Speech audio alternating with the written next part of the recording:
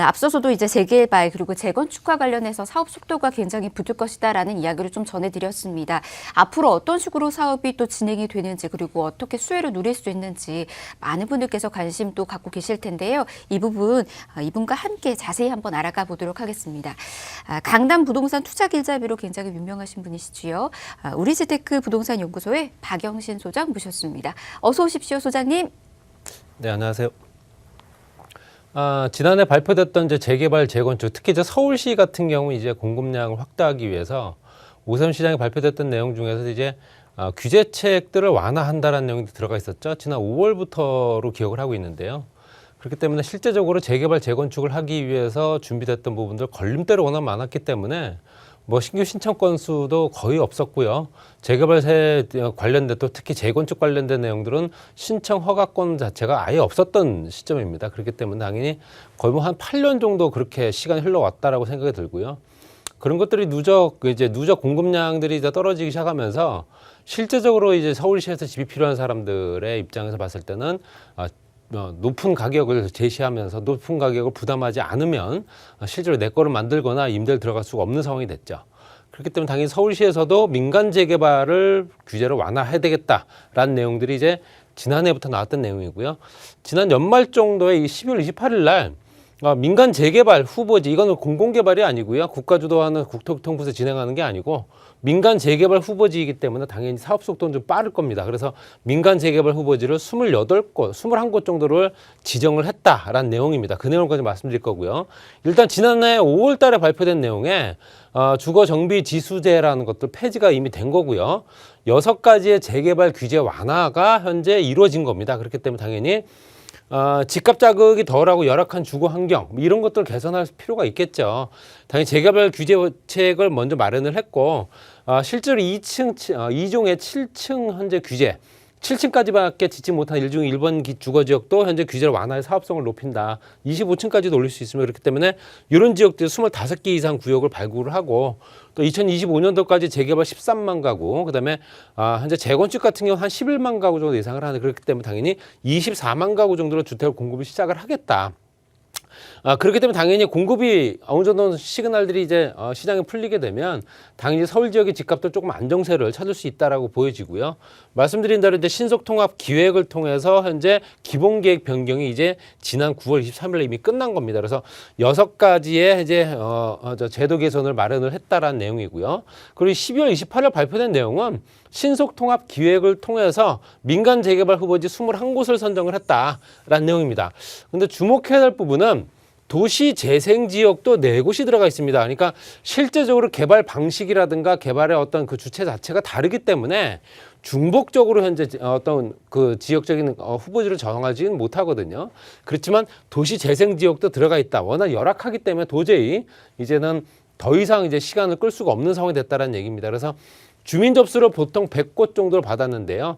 자치구에 또 추천한 부분도 한 60곳 정도 되는데 이걸 선정해서 어느 정도는 실제적으로 선정을 해서 최종 선정지를 21곳을 발표했다.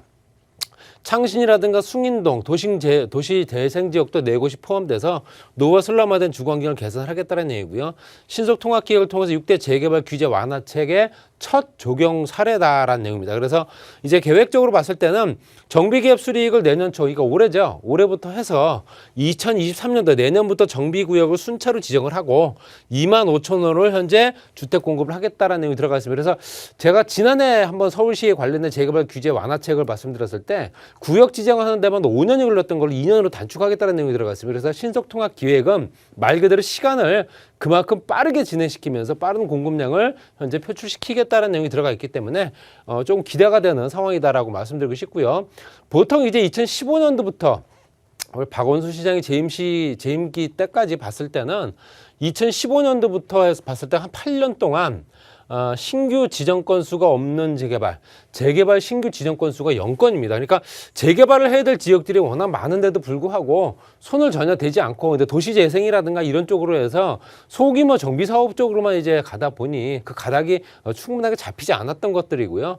보통 이제 재개발 사업이라는 거는 재건축과 비슷하긴 하지만 사업 준비 단계와 사업 시행 단계까지가 보통 한 4년에서 5년 길면 한 6년, 7년까지 걸립니다. 그리고 관리 처분 단계까지 들어가는데도 2, 3년 걸리고요. 그리고 준공 및 입주 3, 4년 걸리겠죠.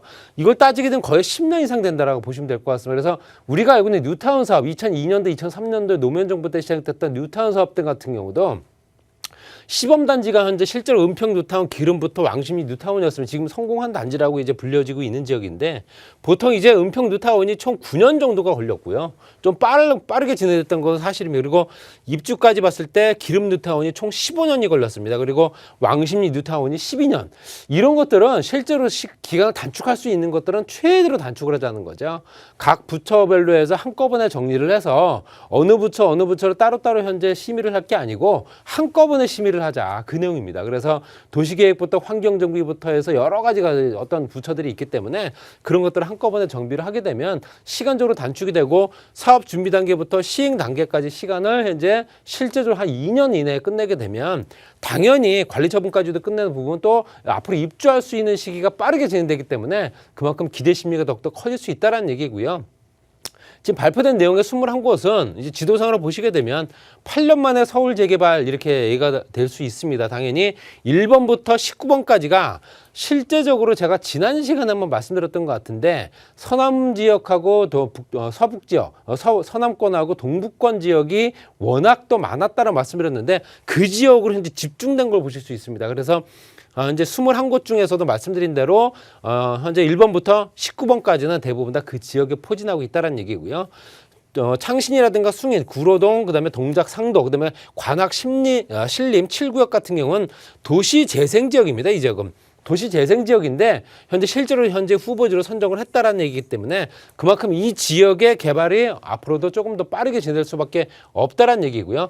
2만 5천 가구 정도를 공급하겠다라는 내용입니다. 목표입니다. 그래서 실제로 이 정도 공급이 이제 확정시 되게 되면 아무래도 그 주변 시장에 좀 영향력을 많이 끼칠 거다 말씀드릴 수 있고요.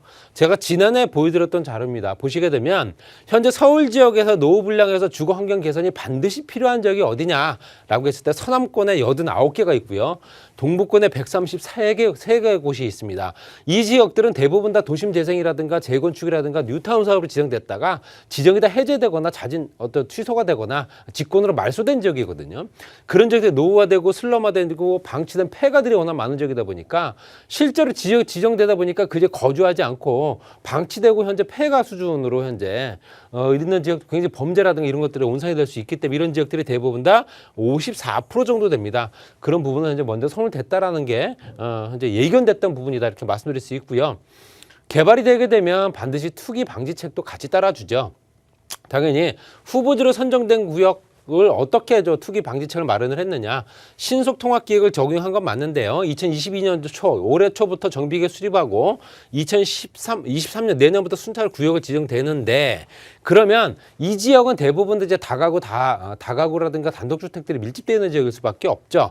그러면 이 지역들을 재개발을 할 때 권리 산정 기준을 언제 잡아야 되느냐. 권리가 있는 사람들한테는 아파트가 부여가 될 테고요. 그렇지 않은 사람들 같은 경우는 이제 현금 청산 대상이 됩니다. 그렇기 때문에 이번에 민간 공모에서 선정 구역이 발표된 내용들은 2021년도 9월 23일까지입니다. 2021년도 9월 23일 이전에 소유권을 갖고 있는 물건 해안에서만 이제 아파트 청약에 관련된 또 현재 신청 재개발 관련된 조합은 자격이 주어지는 거고요.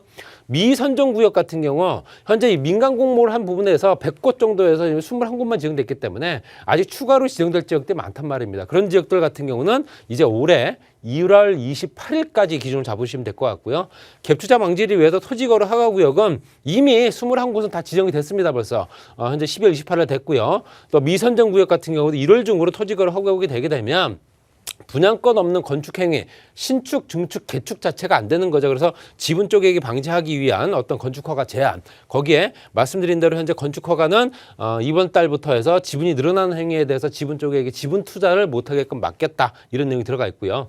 이후에 공고되는 부분도 있겠죠. 앞으로 또 추가적으로 개발할 지역들이 많기 때문에 선정된 지역 같은 경우 또는 미선정된 구역 같은 경우도 똑같은 적용을 합니다. 2022년도 1월 28일 기준으로 봤을 때 이때 소유권 기준으로 봤을 때 소유권이 있느냐 없느냐를 따진다는 얘기고요. 선정일 기준에 따라서 봤을 때 말씀드린 대로 선정일 기준으로 봤을 때 토지거래 허가구역으로 진행된다는 걸 추가로 보실 수 있습니다. 그래서 이런 것들은 대부분 다 실제로 토지거래 허가구로 지정이 되게 되면 이 지역에 내가 토지를 구입하거나 주택을 구입하기가 굉장히 어려운 상황이 되죠. 그렇기 때문에 말씀드린 대로 현재 21곳 중에 현재 후보지 선정 다음 날 12월 28일 날입니다. 12월 28일 날부터 토지거래 허가구로 지정 공고가 됐고요. 이건 현재 지정 기간은 2023년도 1월 1일, 내년 1월 1일까지 지정이 됐기 때문에 이 기간 안에는 현재 주거지역 같은 경우는 현재 18제곱미터, 상업지역은 20제곱미터, 공업지역은 66제곱미터를 초과할 때는 반드시 허가를 받아야 된다는 내용입니다. 그렇기 때문에 현재 실제적으로 투자를 할 수가 없는 여건이죠. 저렇게 작은 지분으로는 할 수가 없기 때문에 투자를 한다 하더라도 여러 개를 보유하게 되면 당연히 지분 쪼개기가 될 수밖에 없기 때문에 그것도 방지하겠다는 얘기고요. 권리산정 기준이라고 말씀드린 대로 현재 2021년도 9월 23일 21곳 같은 경우 그렇습니다. 후보지 선정일을 기준으로 건축 허가 제한 절차 바로 추진됐다. 이렇게 보시면 될 것 같고요. 또 이제 미선정 구역이나 앞으로 선정될 구역 같은 경우도 이제 권리산정 기준일을 2022년도 1월 28일로 지정했기 때문에 이런 것들까지 같이 진행되면서 실제로 개발이 되게 되면 여러 가지 효과들이 발생하지만 반드시 투기 세력들로 반드시 모일 수밖에 없는 상황이죠. 이렇게 현재 개발 규제를 또 규제 완화를 통해서 개발을 하고 거기에 따라서 부작용은 조금 더 추스러 나가는 쪽으로 나가게 되면 아무래도 서울시 지역의 이제 재개발 재건축 활성화가 돼서 공급량이 늘어나게 되면 경기뿐만 아니라 지방시장까지도 그만큼 영향을 받을 수 있기 때문에 서울시 집값을 잡는 게 우선이다라고 저는 생각합니다. 그렇기 때문에 빠르게 진행되기를 기대한다. 이렇게 말씀을 드리면서 정리하겠습니다. 네, 관련된 내용도 여러분께서도 잘 참고해 두시길 바라겠습니다. 아무래도 이제 민간 재개발과 관련해서도 관심 갖고 계셨던 분들 좀 많이 계실 것 같은데 투기와 관련된 부분들도 확실히 이제 대책들이 나오게 될 것 같고요. 규제가 좀 더 강화될 것으로 또 보여주고 있습니다. 더 다양한 이야기도 또 듣고 싶으신 분들 있으시지요? 1대1로 진행되고 있는 상담도 한번 나눠보시길 바랍니다. 상담 소식까지 또 들어보도록 할게요. 네, 지금 말씀드렸던 내용을 가지고 이제 분석을 좀 해야겠죠. 재개발 사업 후보지가 어떻게 될 거냐. 그럼 지금 지정된 지역은 이제 들어가기 너무 늦었다라고 이제 계산하게 되면 앞으로 추가로 지정될 지역들은 어딜까라고 예상을 하는 겁니다. 이게 투자자 입장에서 봤을 때 어떤 식으로든 투자를 해서 내 집을 마련한다라는 조건을 봤을 때는 재개발 투자도 괜찮은 투자라고 저는 계산이 되고요. 이제 시간이 뭐 그만큼 단축됐기 때문에 예전처럼 10년, 20년 기다리지 않아도 될 것 같다라는 생각도 듭니다. 그렇기 때문에 그런 부분에 궁금하신 분들이 있으시면 문자라든가 아니면 현재 방문 상담 또는 대면 상담까지 가능하기 때문에 많은 분들이 현재 궁금하신 점을 있으시면 참여해 주시기 바랍니다. 네. 자, 1대1로 진행되는 상담과 관련해서 더 궁금하신 사항 그리고 안내와 예약 필요하시다면 아래 나가고 있는 번호로 연락 주시길 바랍니다. 02-1638-3994번으로 연락 주시면 저희가 한 번 더 여러분에게 알려드리면서 도움까지 드리도록 할게요.